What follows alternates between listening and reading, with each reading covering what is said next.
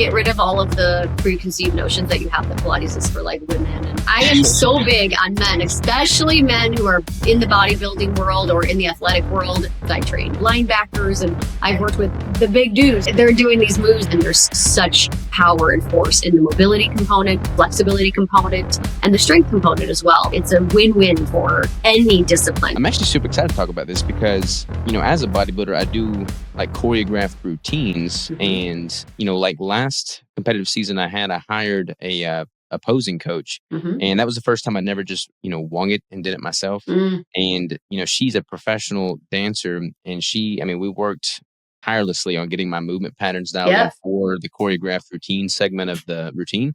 And it like made all the difference in the world. Like it was brutal. It was frustrating. It was very challenging, but it showed on stage for sure. So I feel like from a bodybuilder, bodybuilding is an art and dance and movement is an art. And if you can pair the two together, like it's just breathtaking. Magic. It is. Yeah. It really is. Yeah. The two together. And I love, I attended my friend, Sean T has recently gone into the bodybuilding in the competitive world. And I attended one of his competitions. Now he has the dance background, but it's funny you mentioned that because I remember watching on stage all of these, performers and they were just moving so seamlessly from one move to the next and focusing so deeply on that mind-body connection on how to activate those muscles, how to best show off their form and technique. And I was like, oh, there's dance in this. There is dance in this technique. Yeah, I appreciated it. Yeah, I definitely want to come back to dance, but Pilates real quick. So define Pilates and what that is exactly. Is there like a standard? Yeah, have you done a Pilates class before?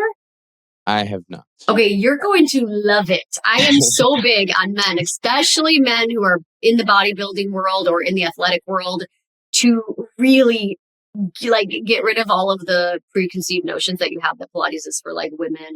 And I don't have that still. Okay. Like I respect it. Like I've done like yoga and that's been humbling for sure. Pilates is incredibly humbling, and Pilates is all about the technique of contrology and controlled movement. And it's all about mind-body connection. So not really long in terms of reps. Like you're not going to do 12 to 14 reps. You're going to do 3 to 4 or maybe 8.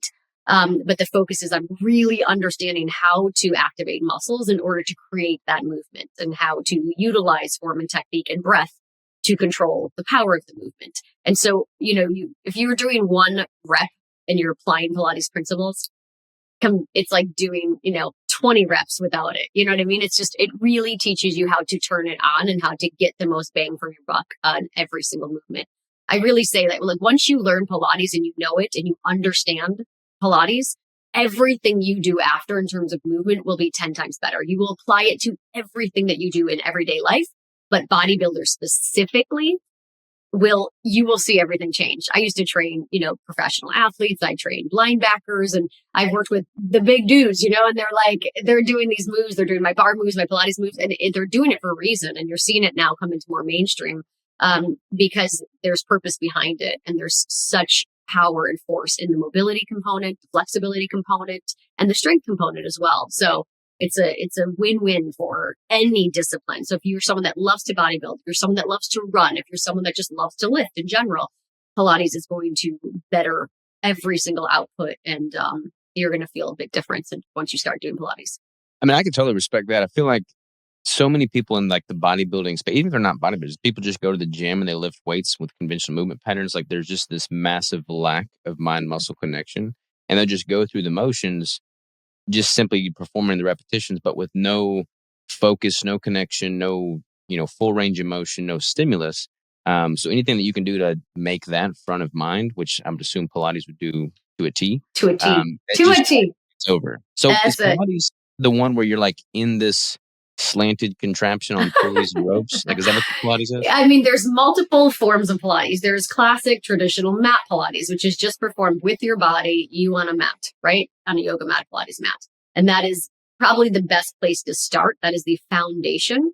And then you take all of those movements and you apply it onto different apparatuses. There is a machine called a Cadillac, which is an elevated mat with, horizontal, vertical poles on each side and then horizontal one on top. And there's a lot of springs and resistance used via spring resistance. And so that's one machine. There's a tower. There is a reformer, which you use spring resistance again.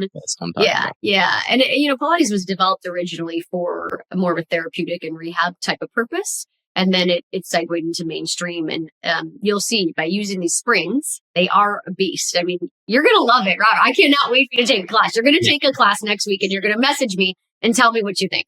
Because and you're going to take like 5. You're going to sign up for 5 because the first one's bewildering. You're going to be like, what the hell am I doing? This is not for me.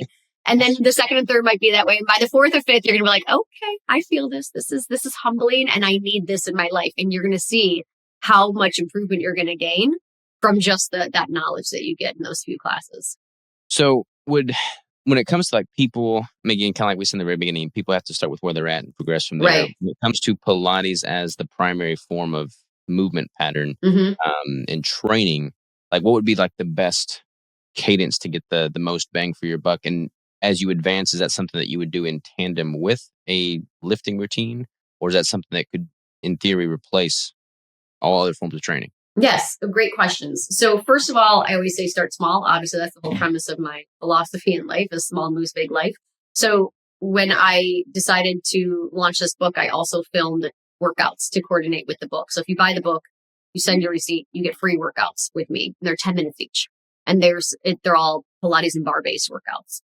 And I wanted to make them 10 minutes because first of all, I pack a lot into those 10 minutes. And if you're someone who's listening and is like, what am I going to possibly get out of 10 minutes, Andrea? Do all of my workouts and then come back and we'll have a conversation because I promise you'll do those 10 minutes and everything's going to be shaking and quivering. And because we get you into that point of mind body connection and really optimizing every rep. So start there. Then from there, I would say find what you enjoy doing in terms of workouts. And if it's going to be Pilates or bar, that can be an online workout. I do a lot of 30-minute, I have 15-minute express workouts, or it could be going to a local studio to take a class and having a little bit more support and accountability there.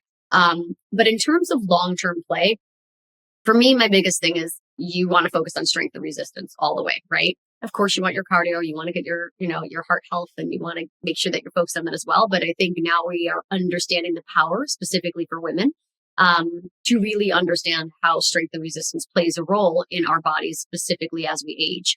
And so I encourage everyone to do what they like and they enjoy in the strength and resistance category. If you love to lift. Try to add Pilates in a couple times a week to see how it can advance your practices.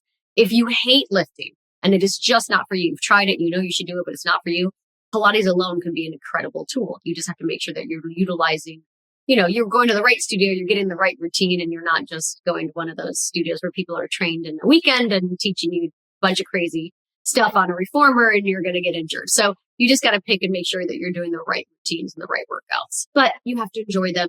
I mean, it's hard to show up, right? To work out every day. And if you hate what you're doing and your body hates it, then you're less likely to stay, sustainable. You're just less sustainable. So I always say you want to lean into those movements and those workouts that immediately go, yeah, I like that. Like that feels joyful for me. That's good. I feel great after I do that workout. I get a high from it, and that will help you to, combat that lack of motivation that you get when you are struggling to get to the gym or struggling to get to the studio. Totally agree. You've mentioned bar workouts. Are you talking about like just an Olympic bar? No. So I own a company called Extend Bar. That's really what my business is. And it's a combination of dance and Pilates. And it's a ballet bar. So you hold onto a ballet bar and you do a lot of very detailed, specific moves in weight bearing positions. And it will humble the hell out of you. Like it is inverted rows and stuff like that. No, like holding onto a bar and lowering your legs and lifting your legs, like bending your knees and extending your legs, doing big movements. It's all different type of weight bearing movements, specifically focused in more of the dance niche, but it's a little bit more of a low weight, high rep formula. And it is incredibly humbling. That's what I used to train with a lot of athletes that I worked with. And it's, if you watch, you'll go onto my Instagram, see some of my moves. You'll be like, I got that. And then I want you to do it. Just use your countertop at home and try it. It's incredible. It's incredible the difference that your body recognizes the difference. You're like, I'm strong. I can lift whatever you can lift, right? And then you go to do these little movements and lift your leg off the floor and hold it there using your abs as the primary initiator.